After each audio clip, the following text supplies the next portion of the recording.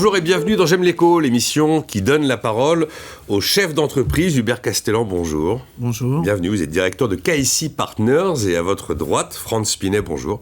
Bonjour Nicolas. Manager chez KSI Partners. C'est un cabinet de conseil en organisation, en gestion, en stratégie et en management pour les entreprises. Vous agissez dans les domaines du développement commercial notamment, du marketing, principalement auprès du secteur des services financiers et de la distribution. Alors vous n'êtes pas les premiers que je reçois dans cette activité et quand on est un peu néophyte, un peu loin de votre monde de spécialistes, on entend organisation, gestion, stratégie, management, et on se dit, mais il y a quoi derrière ces mots ? C'est pas évident de comprendre quel est votre métier, pourquoi vous le faites, qu'est-ce que vous cherchez à obtenir, quels sont les outils que vous utilisez. Donc dit autrement. Qu'est-ce qu'on fait ? On aide nos clients à développer leur vente sur des projets commerciaux, D'accord. sur des nouveaux marchés, sur de nouveaux pays, et on les aide aussi à lancer de nouvelles offres, de nouveaux produits. Et pour lancer une nouvelle offre, un nouveau produit dans un nouveau pays, il faut des consultants ou des chefs de projet pour animer, pour créer le projet, pour le conduire avec le client. Je suis toujours surpris en me disant, si je fais appel à quelqu'un de l'extérieur, il va avoir des idées que je n'ai pas, il va avoir des solutions que je n'ai pas, alors que moi je suis dans ma boîte, je la connais, je sais quel est mon offre, je sais quel est mon produit, et c'est celui qui vient d'ailleurs qui va avoir la bonne solution. Ça m'a toujours frappé en fait d'imaginer qu'on ait besoin de se faire accompagner. Ça veut dire qu'il y a une carence dans l'entreprise, qu'il y a un manque de compétences et que vous avez une expertise affirmée qui vous permet d'arriver avec des résultats. Dans notre façon de travailler, on travaille avec les gens, les collaborateurs de l'entreprise, parce que sont eux les sachants, sont eux les experts métiers. C'est ça, c'est voilà, exactement. Et nous, on va apporter de la méthode et puis de la ressource pour les aider à délivrer ces nouveaux projets qui viennent en plus de leur quotidien. On a tous le nez dans le guidon et vous nous faites lever le nez du guidon. Exactement. Et puis on aide à produire là où il faut quand même faire tout le quotidien. Bon alors l'enjeu c'est de repartir et d'essayer d'effacer Covid. Dans cet enjeu-là qui est clé aujourd'hui, est-ce que vous avez un rôle à jouer et qu'est-ce que vous allez pouvoir leur apporter ? On aide beaucoup nos clients en ce moment à relancer la machine sur les nouveaux projets. Parce que pendant 18 mois, les projets de développement ont été gelés, on a bien vu. Exactement, tout s'est arrêté.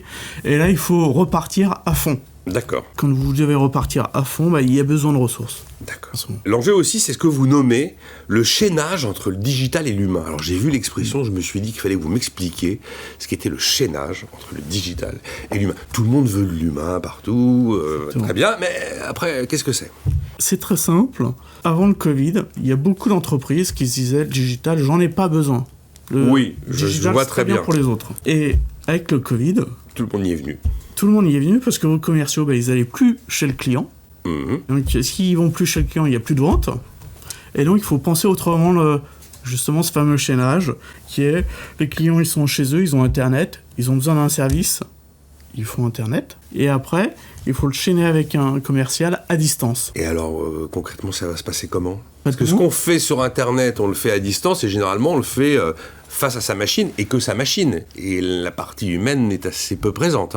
Je vais vous donner un exemple. Allez-y. En banque, avant, soit vous faisiez sur Internet, vous achetiez votre produit, soit maintenant, vous prenez rendez-vous et vous avez votre conseiller en visio. Avant, vous alliez le voir en agence, les agences sont fermées. Ouais.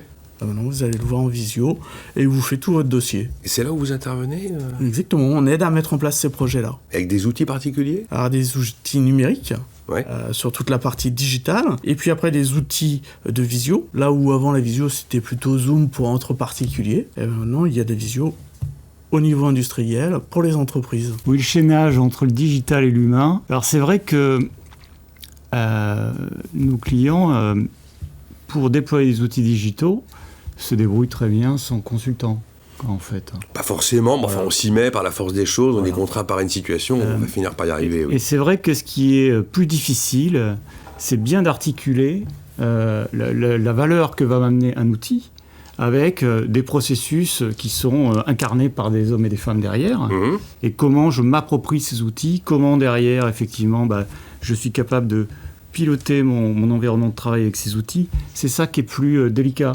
Voilà. Le chaînage digital et l'humain, c'est par exemple en distribution. On a des enseignes qui ne faisaient pas de click and collect. Oui. Click and collect, pour vous, c'est naturel. Maintenant, c'est devenu presque un réflexe, oui.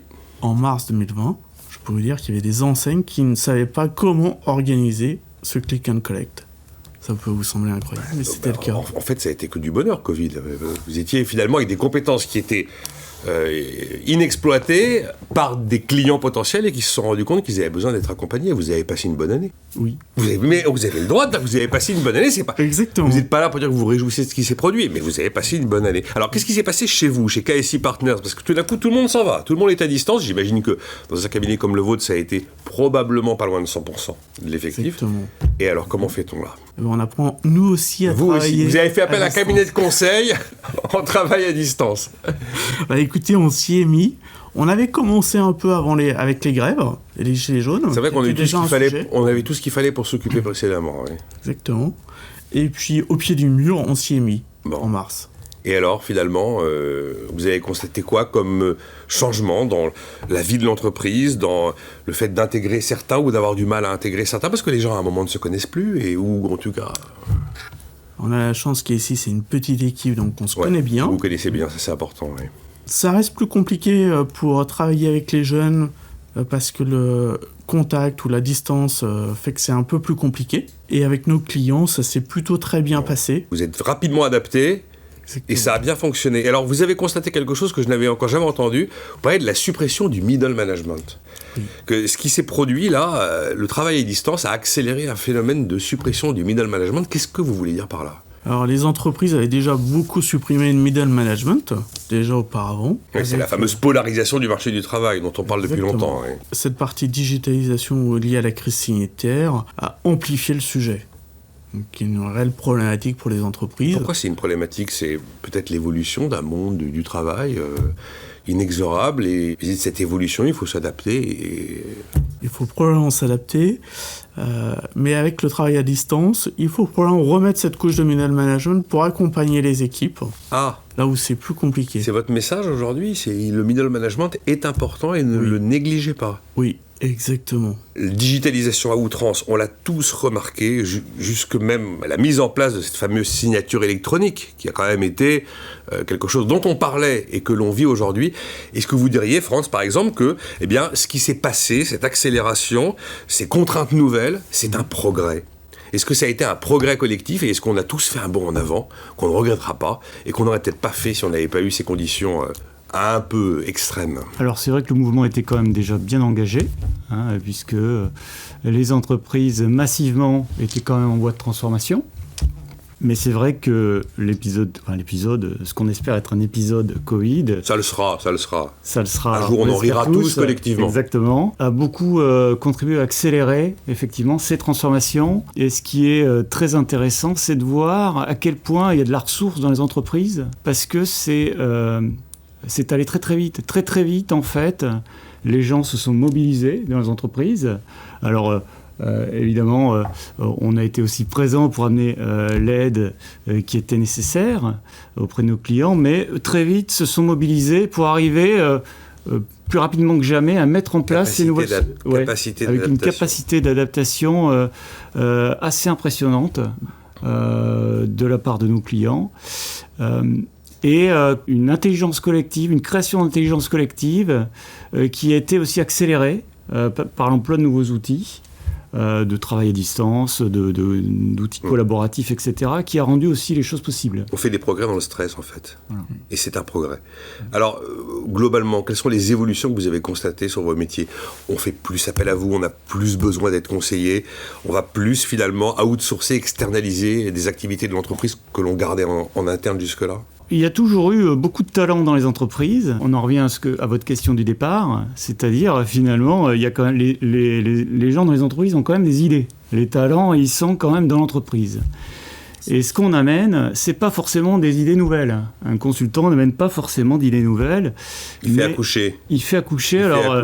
Alors moi, c'est un sujet. Il révèle. Qui me tient à cœur. Comme autrefois avec les pellicules argentiques. Exactement. Oui. Alors, vous faites pas si bien dire parce que mon premier métier, c'était prof de philo.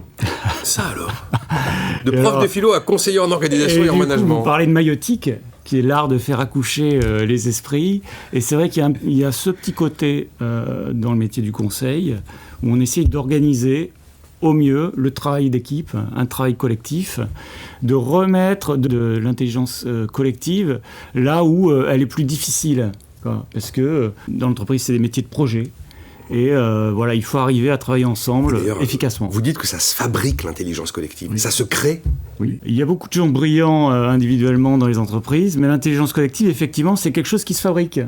Alors, avec des outils, avec des méthodes. C'est un résultat d'un travail d'équipe, de cette capacité, à un moment donné, à pouvoir plus efficacement prendre des décisions, plus efficacement résoudre des problèmes. C'est long à faire comme ça, là. Création d'intelligence collective, mutation, réorganisation. En fait, vous intervenez dans des missions qui vont durer 1 mois, 6 mois. Sur la vraie longue durée ? On a des missions, effectivement, où il faut, en quelques semaines, aider une entreprise à résoudre son problème. Et puis, des missions peuvent durer plusieurs mois. Il y en a qui durent probablement même peut-être plusieurs années. Tout à fait. Il y a un dernier point, moi, j'entends beaucoup de chefs d'entreprise, notamment tous ceux qui parlent de problèmes de recrutement. Vous insistez sur l'importance des soft skills. Oui. Qu'est-ce que vous mettez derrière les soft skills et jusqu'où c'est un enjeu ? Les soft skills, ça permet d'accompagner le client avec des capacités relationnelles pour créer de la bonne humeur sur les projets. La bonne humeur. Exactement. Le bon projet demande de la bonne humeur. Parce que des collaborateurs et des projets qui se font dans la bonne humeur, ces projets vont beaucoup plus vite. Et sont Valider ça ? Valider, observer ? Oui, valider, observer. D'ailleurs, notre baseline de KIC Partners, c'est concrétiser vos idées. On aurait pu mettre concrétiser vos idées dans la bonne humeur. C'est drôle ce que vous dites. On est en train de réfléchir à la façon dont on pourrait introduire la notion du bonheur dans le calcul de la croissance. Vous savez, il y avait le bonheur national brut à côté du produit intérieur brut. Merci infiniment d'avoir été là. Hubert Castellan, donc directeur de KSI Partners, et à vos côtés, Franz Spinet, manager chez KSI Partners. Merci beaucoup. Merci, Nicolas.